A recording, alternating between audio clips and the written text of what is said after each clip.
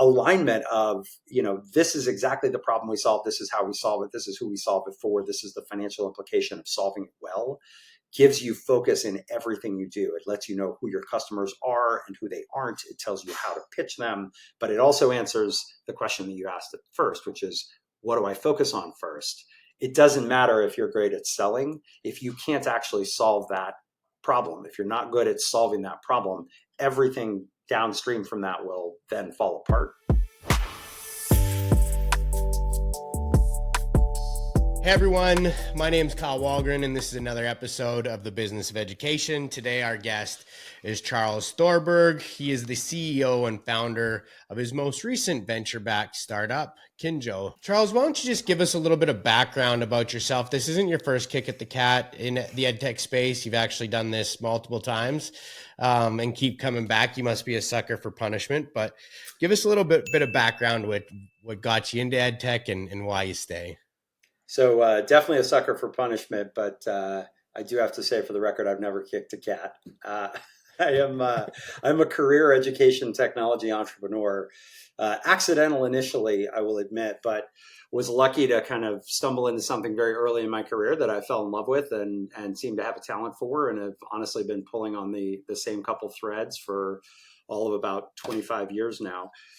So have had the ridiculous privilege of being able to do something for a living that's also good for the world through that entire period of time, and excited to share a little more with you about what that journey's been like. Yeah, I appreciate it. When we were introduced, they used the word educational savant. So I'm excited to learn. Definitely want to take the opportunity. The reason why I do these shows is because I'm new to the edtech space, which I got to share with you prior, but there's a lot of questions I don't know. So I try and expand my market and have conversations with people that do know. The company you're working with right now, what is it that Kinjo does? Yeah, well, let me start maybe a little bit with kind of some background on my journey, and it may help to kind of inform a little bit of what I'm building and working on right now. And while it was nice for our venture friends to describe me as a savant, be assured I have way more questions than I have answers about how to solve the problems I've spent my career working on. So I first started in education through literally pure dumb accident. I was actually 16. I had a crush on a girl. She made the mistake of telling me which SAT prep class she was going to go take on the weekends. And I was a public school kid in San Francisco. I didn't actually have the tuition to be able to afford to take that class. So I called the guys who owned it and said, hey, if I bring you 5 students, can you give me a scholarship to take your course? And they said, sure, we'll take 5 students to give away 1. And so I did that. I got 5 kids from my school to come take this test prep class with me. I figured I'd impress this girl with my algebra and vocabulary skills. You could imagine how well that went. I did not get the girl, but I did get to know the 2 guys who owned the course. It was a traditional kind of analog stand and deliver SAT prep course, sort of a competitor of a Kaplan and Princeton Review, operated courses up and down California. And the 2 guys who owned me at that, who I'd been working for, owned the company at that point, told me if I stuck around in the Bay Area to go to college, they'd love to have me teach for them. I did. I did my undergrad at Stanford, which cost a lot more money than I had. So I was on scholarship there and in desperate need of a nights and weekends job, and spent all my nights and weekends as an undergrad teaching, helping high school kids get ready for college entrance exams, even though I was barely older than a high school kid myself. And the unexpected, I would say, part of my journey is I completely accidentally and unexpectedly fell in love with teaching when I was doing that. Just being in front of a group of kids and being able to kind of flip that light switch on around an idea was so inspiring and motivating for me, but I never believed that my life path was to go be a teacher. And so, I was 3 rounds deep with McKinsey, as every other rising, Stanford grad might be. No marketable skills, trying to figure out what you're going to do for a living. I was going to be a management consultant, tell other businesses how to run their businesses, even though I literally made less than nothing. And the guys that I had been working for 4 years at that point took me out to lunch one day and said, hey, we've been building this business for 10 years. We're ready to move on and do something else. We think you could do great things with it. We'd like to sell it to you. And I was 22 years old. I hadn't graduated from college yet. I had no money. My net worth was like negative $100,000. I hadn't taken a business class. I was like, I'm a kid. What are you talking about? I can't possibly be a business owner. And they explained that if they took a note back on the business, they would basically loan me the money to buy the business from them. And if I could grow the business and cash flow payments on the note, I could keep it. If not, they would take it back. But, it was one of the great fortunes of my life that those guys saw something in me that I certainly didn't see or believe necessarily in myself at that age. And they thought I could actually build and run an education business. So I jumped in. I literally had nothing to lose, like literally nothing to lose. And so I signed the paper and took on the debt and became basically self-employed in the business of education at 22. It's Northern California in the late 90s, an obvious question: what impact is technology going to have on this industry? I've just uttered two things I kind of hated about the business. One, it wasn't a very good business, i.e. prices were high, margins were low. Like, you only make money on the 15th student in the class. If you have 14, you're losing money. And because prices were high, we weren't having a particularly positive social impact on the world either, right? Our job was to make sure that anybody who could afford a $500 course was going to do better on the SAT than anybody who couldn't. And it really worked. The program was incredibly effective. I had taught it for 4 years. I'd seen it as a student. Like, I knew it was successful, and that made me even madder. I'm like, this is not right that there are things that are this effective that are only available to this sort of small subset of kids whose parents can afford to pay the tuition, and saw that maybe technology was a way out of that. So long-winded wind up to why education technology for me. I saw it as a way to fix both the business problem and the social impact problem of a business that I bought when I was basically a child. And so I set about taking the content from that company and building my first education technology company, which is called testtakers.com. I was not a software engineer, I was a political science major, and we can come back to how that's relevant, accidentally relevant after the fact, to education technology. But yeah, I had to convince some people of this vision that I had to kind of use the internet to deliver really a diagnostic and prescriptive kind of personalized approach to SAT prep through software. And to do it at a price point that was available to public school kids. So we built it to be sold to schools, as Ed01E23 is doing. I knew there's a whole separate set of requirements when you're selling into schools. We had to have teacher reporting and principal reporting and superintendent reporting. We had to be able to show efficacy at scale, all these things that were different from building a consumer product. And yeah, that was sort of my start in education technology. I got so excited about the opportunity to use technology to kind of break the relationship between cost and geography and efficacy. Saw software and the internet as a way to expand access to great learning experiences, but also as a way to better understand the efficacy of the experiences we were delivering, right? And I came, I think, to appreciate later in my career, especially the impact of data and the better use of data on helping us get better as educators, in addition, in the way that we support children and learners generally. So because I got that bug early on, I started a company called clicksafety.com with a buddy from college who was an OSHA compliance domain expert, which means he was in construction management, and low man on the totem pole gets to be the safety guy in a construction company. And so he was sort of forced to learn the rules around OSHA compliance and training. I saw that as a great use for education technology. And so together we built Click Safety, which is still one of the largest providers of safety training and records management online. And then with another set of domain partners, built a company called driversed.com. At the time, it was called webtrafficschool.com, back when that was something you might call a business. But that became the biggest online traffic school and driver's education program as well. Again, not something I was a domain expert in, but my founder partners there owned a chain of driving schools, and so had some deep domain expertise there. So 3 education technology kind of startups in those early days. 2 of them ended up getting sold to private equity. The third one I sold to Kaplan. And relatively quickly at Kaplan, I figured I'd be there for a few weeks and leave. I'd never worked for anybody before. And so I thought I'd hand my business off and go back and run one of these other 2 startups, because that's what I knew how to do and what I love to do. And within a few weeks, I realized that I actually didn't know much of anything about anything still, from a business perspective. I could take an idea and turn it into a 15 or 20 person company.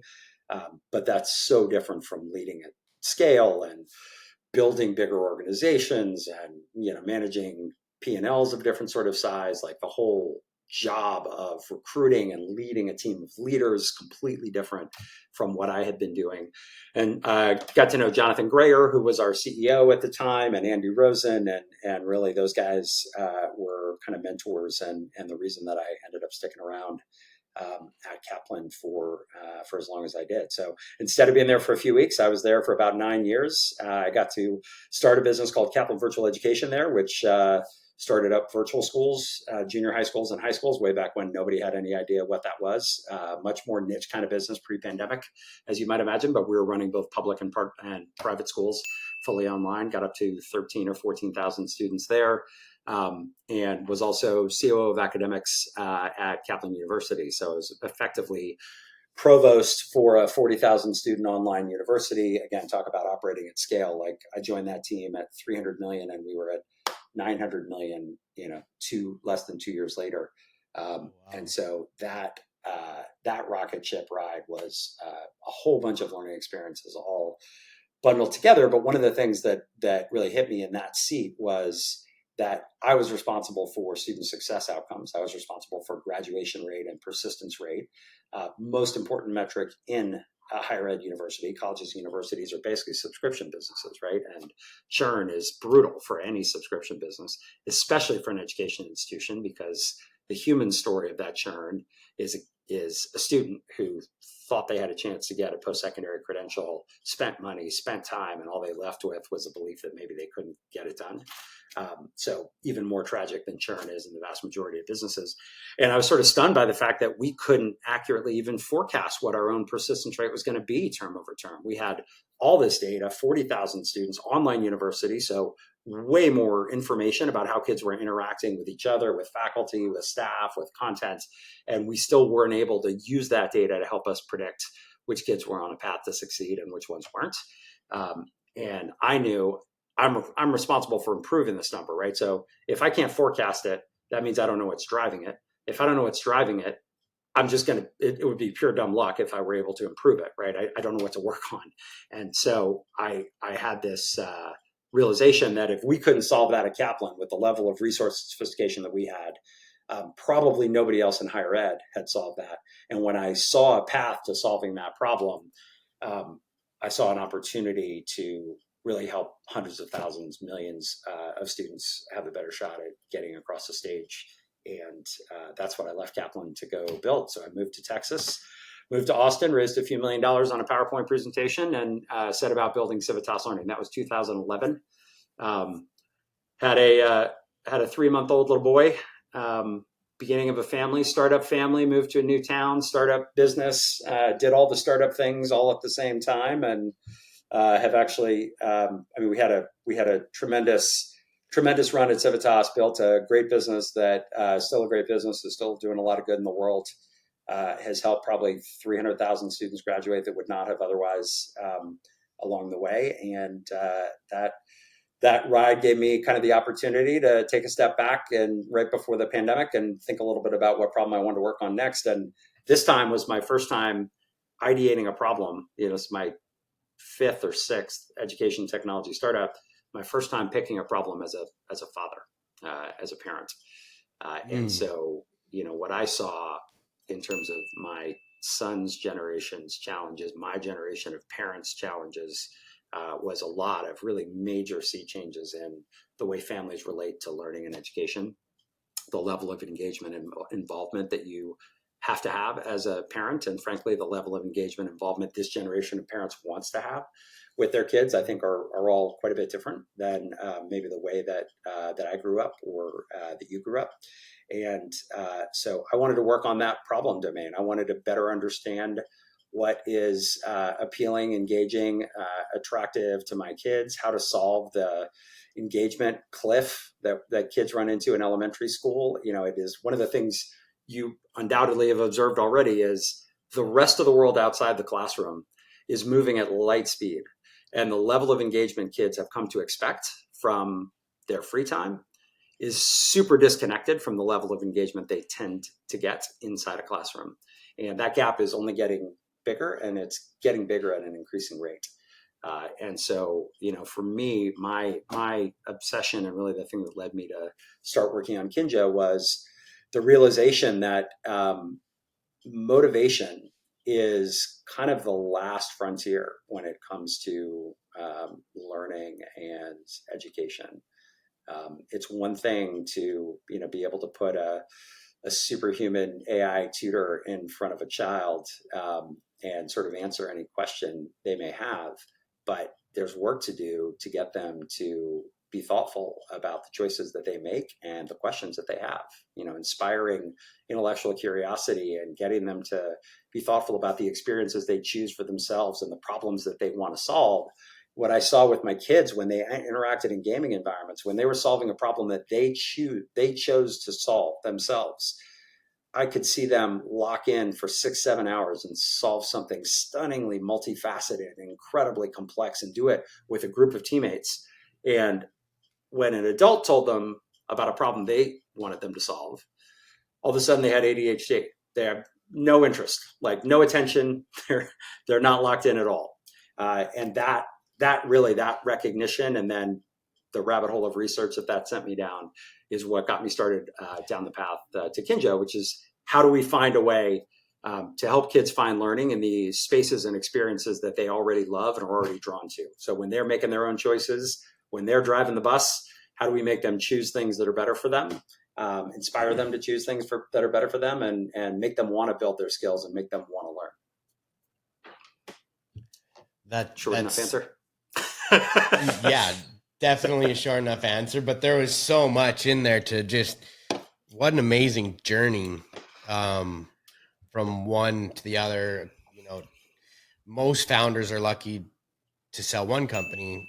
You said you're on your 5th or 6th ed tech startup. 5th outside of Kaplan, started one inside of Kaplan. So yeah, that's the 5th, the 5 or 6 depends whether you count the one I started inside of another business or not. The place where my mind went right away was like, I've been in business by accident as well since I was 21 years old. And I've never had as much success and as many challenges as I have with Edsoma. And we had so many yeses off the start. Like, this is an amazing idea. This could be valued. We'd use this product. So much good, right? From every sales aspect we could ask for. And, I'd never built a technology company. I'd never been in education, 2 spaces that I was jumping into at the same time that had their own equal challenges. But I kept getting asked this question. I don't know if it was like by design or, if these mentors, we'll call them, just lean on this answer because it's somewhere they can run you around in circles for a while. But they're like, how do you know you have product market fit? And I'm like, our users love the product. We're not getting any pushback. Schools keep buying it.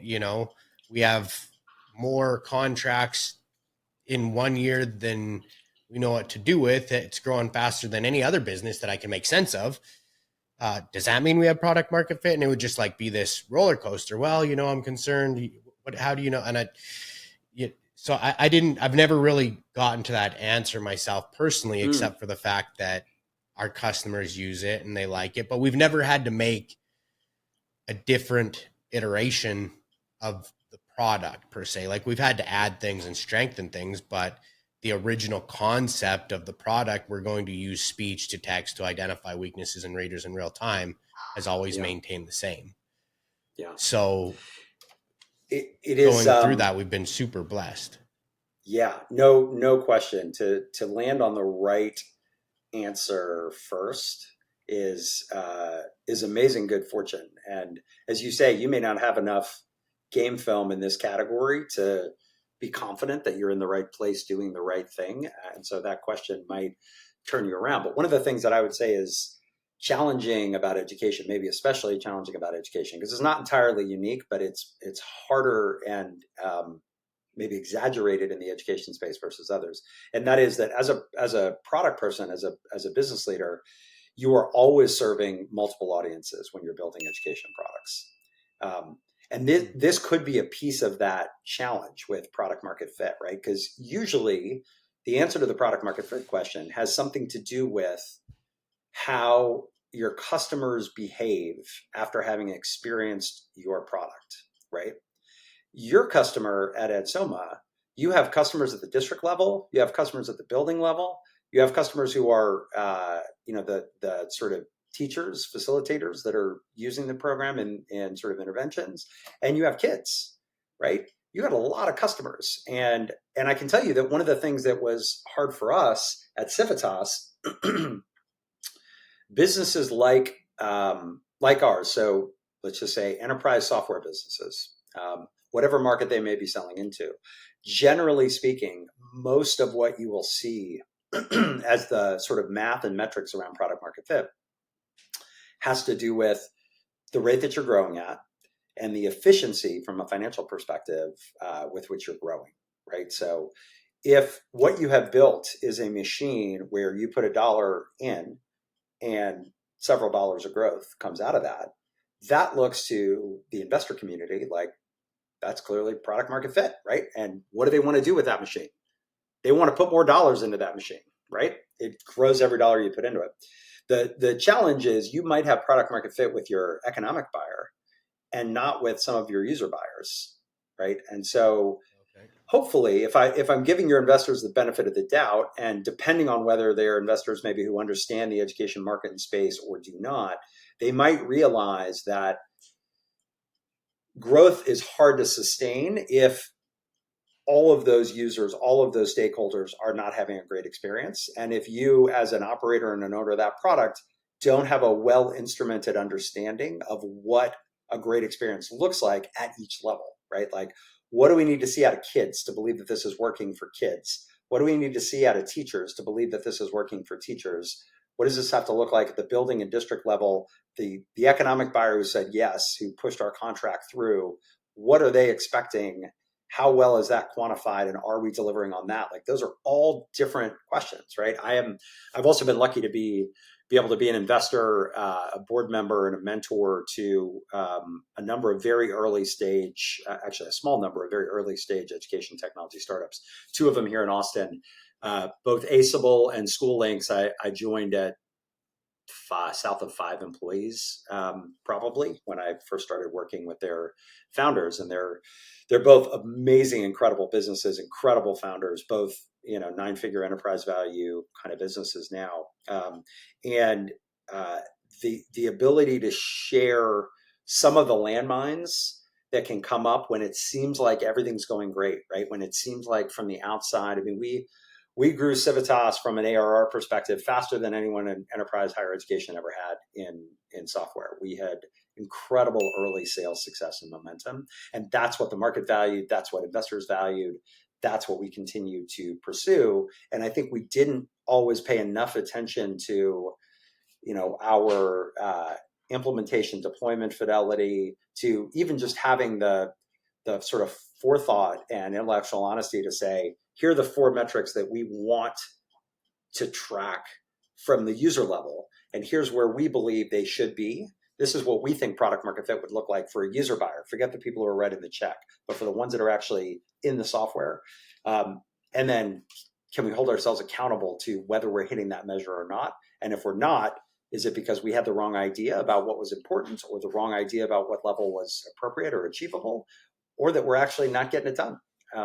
And so that's, I think, some of the complexity of building education businesses of any kind, and education technology businesses in particular, is you're serving so many different kinds of users and stakeholders that it can be difficult to make sure you've got locked in on a North Star, because, as you know, with a small organization, pretty hard to manage 10, 12 different metrics efficiently, right? Like, you can only have so many most important things when the team is small, and as soon as that number is past 1 or 2, you're in a bit of trouble. So it's hard to keep all those stakeholders satisfied. One of the things that I found interesting in what you were just explaining is, ultimately, like, multiple different layers of customers within the education or ed tech sales, right? And one of the things that we've always, go back and forth on and reevaluate quite frequently is, who do we serve, right? And some people's opinion is We serve the teachers because we're providing them the data. We provide we serve the administration because they're stroking the check. But you don't have any of that if the kid doesn't like the product, right? Because ultimately the data that they're wanting to have access to and that the teachers are using is fed to the system by the children. So seems like this, based off our conversation, is something that happens quite frequently in ed tech, is that there's these multiple layers of identifying who your actual customer is at the end of the day. When you have multiple layers like that, what do you focus on first to really make sure that you're taking the right path or approach to give you enough time to start collecting information to make the next decision needed without overstepping or interfering with the user experience that somebody else that's crucial in this whole journey is with? Does that make sense? Yeah. It's a great question. And, as I said before, I think about serving this space effectively. I have more questions myself than answers, but, I would give you sort of the framework, the way that I tend to describe it, to particularly early stage, maybe new to education entrepreneurs, which I get to spend a lot of time with. Generally, I think actually the most important single thing is that you find alignment. And when I say alignment, one of the other things that's hard about education is it is so obviously, inherently, intuitively important and sub-optimized. Those two things, like, everybody knows about education. Everybody will say there are few things more important than being great at this. And I don't think anyone believes that we are great at this as a society. And so when you put those two circumstances together, what you get is an enormous number of well-meaning people who look at various parts of that machine, the learning machine, which, by the way, we've all also been customers of it, every one of us, right, at some level. Mm-hmm. And so we all feel like we know it maybe a little better than we actually do. It's very tempting to look at some part of that machine that's broken and say, well, obviously the world would be better if that worked better, right? The world would be better if teachers had tools that help them do their job much more time efficiently so they can spend their time differently than they have to spend it right now. There's no way to argue with that statement. But here's the problem. If you're going to sell to someone who writes a check for whom the problem of how teachers spend their time is not an on-fire problem with financial consequences and implications for them, or you can't figure out how to create that alignment, which is hard to do when it doesn't exist sort of initially, you're already misaligned, right? You're solving problems for a stakeholder in the classroom and then trying to sell that solution to someone in the district office who maybe doesn't feel like they really have that problem. They don't experience that pain themselves. And that's the misalignment that I think knocks you sideways. So the most important thing to start with in answering that question that you just asked is, what is the problem that you're solving? Who are you solving it for? Where are the resources coming from that are being used to solve that problem? What is the level of pain associated with it? And all of that dictates, by the way, pricing, right? That gives you the ability to find a price point where the person who is experiencing the problem themselves has the budget and signing authority to spend the money that you're asking. The go-to-market motion that you have created, be that like inside sales or outside sales, which have very different expense loads with them, or self-service via customers, that your go-to-market motion has to be aligned to your pricing as well, which has to be aligned to the problem you're solving and the person you're solving it for and their sort of budget authority and influence.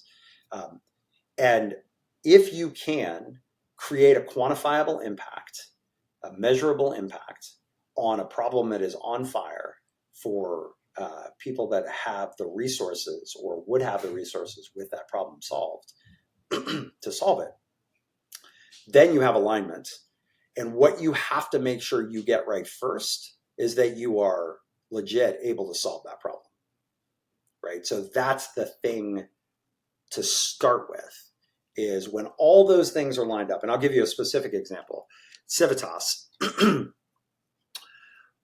And by the way, I mentioned how fortunate you are to have, sort of found the right problem space to work on and the right business model right away. That has not been my experience in my career. Most everything I've built, I have had to pivot. I generally have had one major pivot very early in the journey. Civitas was no different. So from that seat at Kaplan University, I saw the incredible opportunity to use machine learning to consume all of this data about students' journeys and use that data to better support students that we were serving today. Right? Like what I saw was every student that had gone through higher education at that institution previously, there was a trail that they had left, right? There were breadcrumbs that they had left. There were decisions that went well for them, things that went poorly for them. There were outcomes that were good or bad. And the school, it was all lost. Hello. Like the school didn't learn anything from those journeys that they could use to help current students. And this was true of us at Kaplan as well. We were struggling with that. And so I thought, boy, if I can create a software infrastructure, a machine learning infrastructure that makes me much better able to identify the problems in students' likelihood of completion and solve those problems, then I could probably deliver online education to really tough groups of students to serve with much higher success rates than exist right now. And my initial business model was I wanted to do that for community colleges. At the time, 2U, which was called tutor.com back then, was serving these super high-end, very expensive diploma programs online from brand name universities with a revenue share model. And I said, if I can build this infrastructure, I can help community colleges scale massively. And they are the best value in higher education, bar none. I dare you to find a community college graduate who says that didn't have a positive impact on their life, that they went through that. I might have lost you. And wouldn't gladly do it again. And so that was my initial business idea, is we're going to use software and this infrastructure that we're going to build to scale up community colleges. I figured out pretty quickly the way community colleges are funded is largely in arrears and through the back door, through states from a funding perspective. So if I exploded their enrollment, I would also have lit their P&L on fire. I talked to like 3 CFOs of community college systems, and I had to get off that business model immediately. But everyone I spoke to in higher education said, you know what? If you could actually help me predict which of my students is on a path to be successful and show me what to do differently, if you can have this amount of impact on persistence, that will translate into this level of impact on graduation rate. And that will have this kind of financial implication for the institution. It'll help us reputationally. It'll help us from a dollars and cents perspective. It'll help us deliver on our mission. Like, that would be amazing. We'd love to buy that.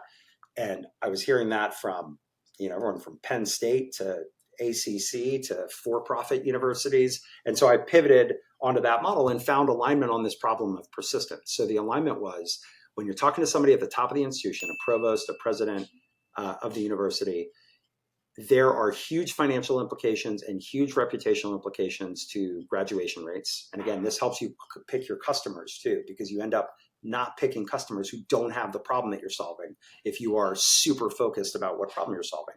We were solving the completion problem, which means we didn't spend any time calling on my alma mater at Stanford. And I can't tell you how many times I went to Sand Hill Road and pitched venture capitalists what I was doing on Sand Hill Road. And they asked, so tell me how this solves a problem for Stanford. I'm like, Stanford doesn't have a problem right now. They certainly don't have this problem.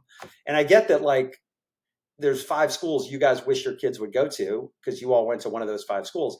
There are 4,000 schools of American higher education, and there's a lot more good to be done at every one other than the 5 that you're focused on and worried about than there is at those 5 schools. And so alignment of, this is exactly the problem we solve. This is how we solve it. This is who we solve it for. This is the financial implication of solving it well, gives you focus in everything you do. It lets you know who your customers are and who they aren't. It tells you how to pitch them, but it also answers the question that you asked at first, which is, what do I focus on first? It doesn't matter if you're great at selling. If you can't actually solve that problem, if you're not good at solving that problem, everything downstream from that will then fall apart. And that's why I think it's really important to be crystal clear on what that problem is. And in the case of EdSoma, are we talking about the amount of time on task that kids are getting in reading? Are we talking about progress that they're making, like quantifiable Lexile level progress? Are we talking about progress that kids make by extension then on state standardized exams and what that does to the funding that's available for schools? Are, tying all of that to funding sources? I think one of the things that's really fascinating about what you're doing, and since our conversation, I think I mentioned when we were talking, was really, really impressed by the speed of growth and in particular, just the speed to getting some seven-figure relationships with school districts certainly speaks to there being a need. I've had conversations with others in the category, and I'm realizing that in this category of work, it feels like there's a moment now where the way that schools have thought about what software is worth to them, which used to be very much boxed from a pricing perspective, because software was stuff that we used to solve this like narrow, knowable set of problems, things we don't need humans for. And there's kind of a ceiling on what schools think about spending on a per student basis on software on that basis. AI sits, there's also a completely different number they would spend per student when it comes to problems that only humans can solve. Tutoring, as an example, right? High dosage tutoring has a totally different price point associated with it. And I think the opportunity for AI in the category that you guys are working in sort of is that you can sit somewhere in between there, right? So if you can deliver value that's approaching this human number and do it based on a price that is closer to the software number, but still materially better than that software number might otherwise have been, that creates a really interesting change in dynamic. And I think, we talked a lot about this in our last conversation. Like, why would districts be willing or able to pay so much more for, an AI assisted reading tutor than they might for back office software on a per student basis? And I think it's because of those elements that are starting to approach what used to require a human's time. And that gets into Bloom's 2 Sigma problem and how we really scale individual attention using AI. So it's an exciting time to be doing what you're doing. But I think that just increases like the froth and the velocity and the interest in it, makes it that much more important that you are super disciplined and super focused about exactly what number you plan to move, and that you hold yourself and your team and your product accountable to moving that number and making sure that's the number that when a district signs up, they're like, yeah, if that number moves by this much, I'm ecstatic to have done this deal, and I want to do it for 10 years to come. There's so much in there to break down, but there's a couple things that, we got to touch on briefly before. One of the things that I found interesting, it's raining in Texas, so you know how the service is. So, but based on pricing, some of the concerns is like, we know that schools don't have huge budgets for software or for a lot of things outside of like maybe tutoring, but AI is expensive right now. So, with that being said, how do you think you can tell that story on where price points need to be to help schools align, and then have them align that with ROI when ROI isn't a financial value, but it's actually growth on an individual student, right? So how do you think AI startups in the ed tech space could tell that story to make it appealing to continue to get the ability to charge what a product needs this early in the space? Yeah, it's a good question. I think part of how I would think about it is to try to separate the sort of two halves of what you're asking there. So one is, what is the problem that you're solving? And I would challenge you to find a way to think about the implications don't always have to be purely financial, right? Like, not every product is a straight hard dollar ROI kind of proposition. Right. Sometimes they're reputational, right? Sometimes they're regulatory, right? Like there are, and those are. And I want to circle back into that reputational comment too in a moment.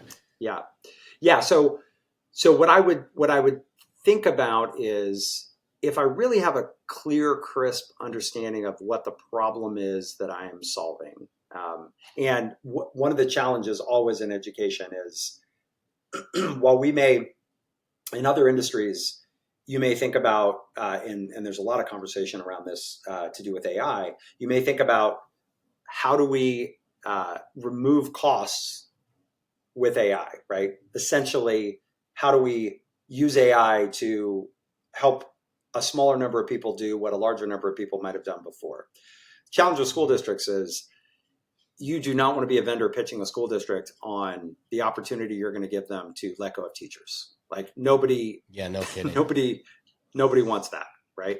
So that pitch is a little bit DOA, at least when it comes to, in fact, it's almost something you have to preemptively inoculate against, right? Because there will absolutely be a concern that AI is going to replace tutors, then AI is going to replace teachers. We've been arguing about this for 50 years probably in education. Will computers replace teachers? One of my favorite futurists, his quote on this was, any teacher who can be replaced by a computer should be. And the key That's is a fair statement.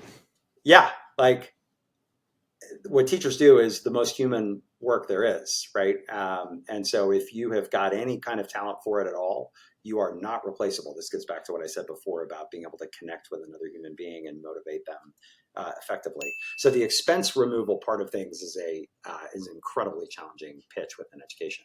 So then I think you have to think about what are the, either funding sources that are unlocked by being able to close learning gaps, learning loss? What is the reputational damage that is mitigated? What are the reputational benefits to a school leader who really leans in on this and is able then to say, like, what we used to think about this at Civitas, we used to think about, like, what is the presentation that we want our customers to be giving at the next industry event when they're standing up in front of their peers, and the person who championed our work is going to take the results that they've had in our implementation and present them to their colleagues and feel in that moment how much progress their brand is making, right? They are being the kind of leader that they want to be. And I don't know if I got a chance to mention this when we were last talking, but that was one of the ways we picked our earliest customers at Civitas. It wasn't really about the school. It was about the leader. It was about the brand of the leader that we were working with, because we knew in every space that is as small and referential as big city superintendents or college and university presidents, there are a few of those leaders that everybody else looks up to. If you go to a conference, they're the ones that are always surrounded by people. They're the ones that are on the stage. They're not in the crowd. Like, those are the ones who are living the career that others want to have. And so we started with them, and we thought if we could solve a problem for them, that's going to have this great set of network effects to those who want to be more like them. And then, our mission the rest of the time was to help these school leaders become who they wanted to be, to give them the tools to be able to be who they wanted to be, which is a very emotional kind of play that we kind of layered on top of. It's going to be great for your school financially. It's going to be great from a regulatory compliance perspective. So hard dollar ROI, but also you're going to feel like you're delivering on the mission that you got into this work to do in the first place. Like, educators are heart-led. And if you can help them be the person they want to be less jaded, see the results they're always hoping for. Like, I think getting, again, to a really tightly quantified sense of what is the metric that, if I move it, is going to inspire my customer to want to share the fact that they did this, that they were a part of this, that they made the call to work with us. They were going to want to share that across their whole professional network. That's what unlocks everything you're trying to get to. So I would separate that in its entirety from the pricing side of things, because the pricing side of things is a secondary conversation where you're comparing your ability to move the needle on that problem that we just talked about to other available solutions at different price points. And there's not going to be, assuming the product is and can do what you want it to do and be, there's not going to be a lower priced product that is going to deliver the same result, right? So then the question is, have you found a problem where delivering at a 95 instead of a 55 is actually incrementally valuable to a customer such that they're willing to pay for that lift in results? That's the hard part, I think. And if you can raise venture capital, you have the opportunity to not immediately chase profitability. If you can do what I said before and find the right problem, solve it in a way that is quantifiable, get customers to pay you a reasonable rate, even if you're leaving something on the table versus what it could be, your costs are only going to go down over time. We know the cost of this technology is going to come down. You're trying to solve a temporal problem right now, but if you keep your prices, you keep your gross margins maybe a little bit more compressed now and grab attention with outcomes and go take the market, then you will be the full beneficiary of those costs coming down over time, because your margins are going to expand just by the weight of gravity over time, right? As everything about compute gets cheaper and everything about running these models gets cheaper, your gross margins go in the opposite direction. But you have to have gone and won the business already and be delivering on that promise to give yourself the chance to take advantage of those expanded gross margins over time.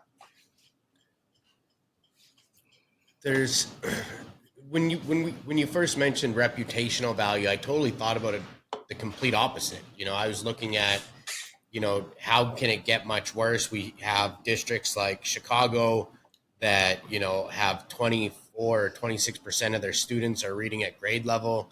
Like, how much worse could it get? I think if I had 24 or 25% success rate, I'd be looking for anything to try and move the needle the other direction. But you don't get that willingness to try new things in the education space.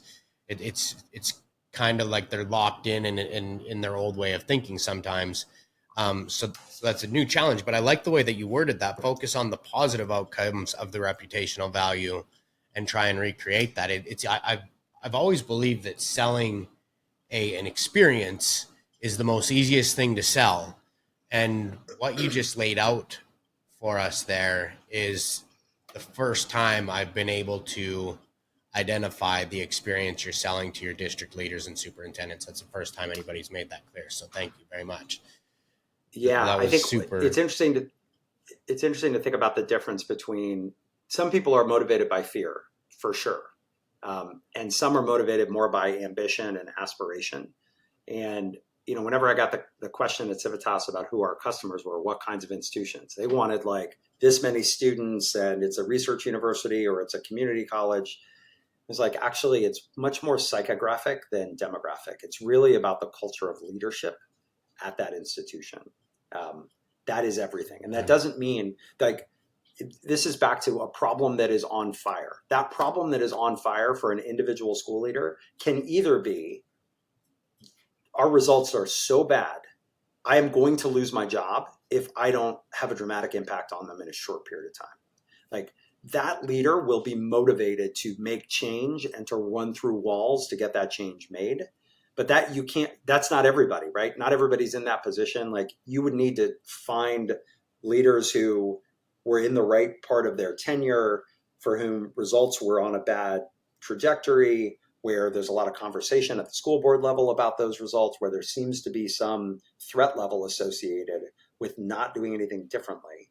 Because you're right to observe that if a leader doesn't have a problem that they feel like is on fire, that is a real reputational threat to them, then you have to find a different kind of leader, right? You have to find that rare leader who things are good and they're in this to make them better. Like, they're in this to make them great. And that's the leader that you want to align yourself with in that case. But in either case, as long as you're clear on what your problem is, you need to find people who find the status quo around the current state of that problem to be completely unacceptable and untenable under any circumstances. And they are not going to be okay with sticking around, whether it's because they want it to be all it can be because they're ambitious and aspirational, or whether it's because they're afraid of their job. Either way, they're going to be motivated to work with you and find a creative solution to doing dramatically better. Wow, Charles, there's been so much gold in here for me. I've got 3 pages of notes just from this conversation alone. I told you I wouldn't keep you forever, and I promised I'd have this done in 20 minutes. We're here on 50 minutes because I've just been so engaged in the information that you're putting out. But I want to ask one question at the end, and it's how we met.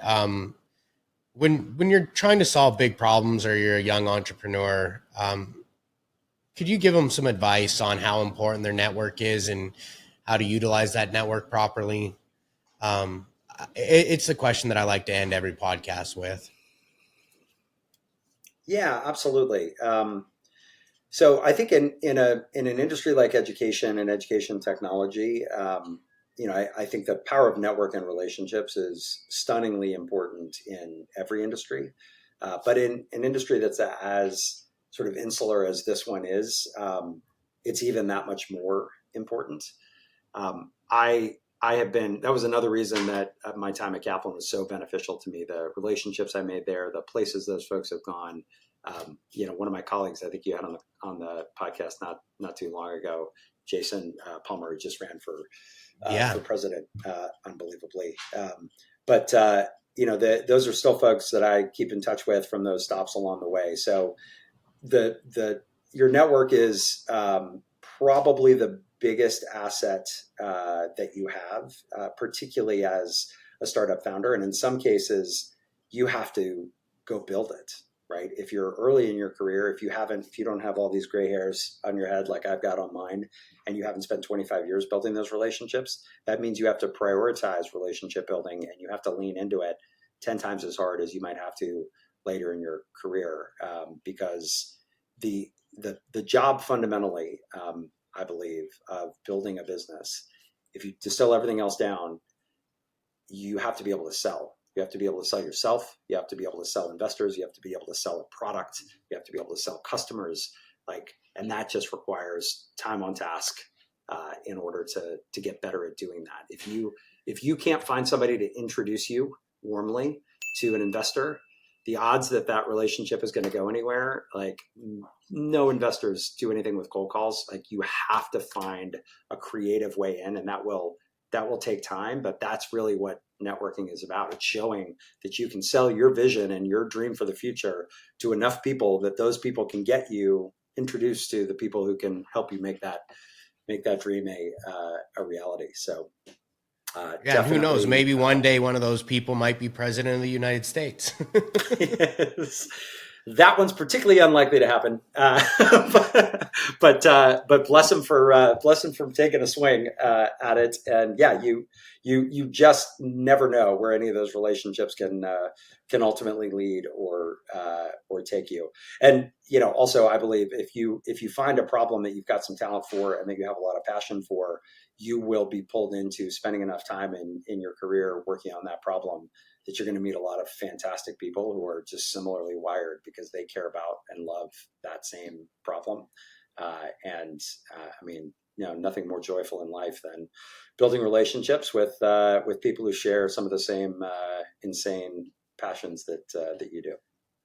I think that's the thing that's made Ed Soma such an enjoyable journey, is that the people that I have met are all so committed to education and changing and molding lives at so many different in so many different ways, that it's just been so inspiring. Because I didn't come from education, I would have never told you I was going to be in education. I've said this a million times. I'm surprised I'm in education, but I would never want to be anywhere else, because the people involved are here for the right reasons. And it's not just the financial gain behind it. They ultimately want to make an impact, and that's so inspiring. There are Charles, a lot of easier ways to make a living. That's for 100%. Sure. I can tell you 100 of them right now, because this has been the hardest thing I've ever done. And I sold a company that we went from 0 to 46 or $48 million in 1 year to come solve this problem. You know what I mean? Wow. So, amazing. But it's been so rewarding. And we're not even that far down the road on the journey. So I'm just so excited to see how it goes and see the people that I get to meet. So Charles, thank you so much for this opportunity today. It's been so learningful that I'm going to have you back on the show if you let us, and I'm sure I have 100 more questions. Yeah, I was just going to offer, Kyle, this was a lot of fun. I feel like we've just scratched the surface. Would love to share a lot more about what we're building at Kinjo next time we chat, and also just happy to be supportive and helpful on your journey in any way that I can. So reach out, whether the mics and the red light are on or not. I'm happy to help, and stay in touch. I appreciate it. Thank you so much. You got it.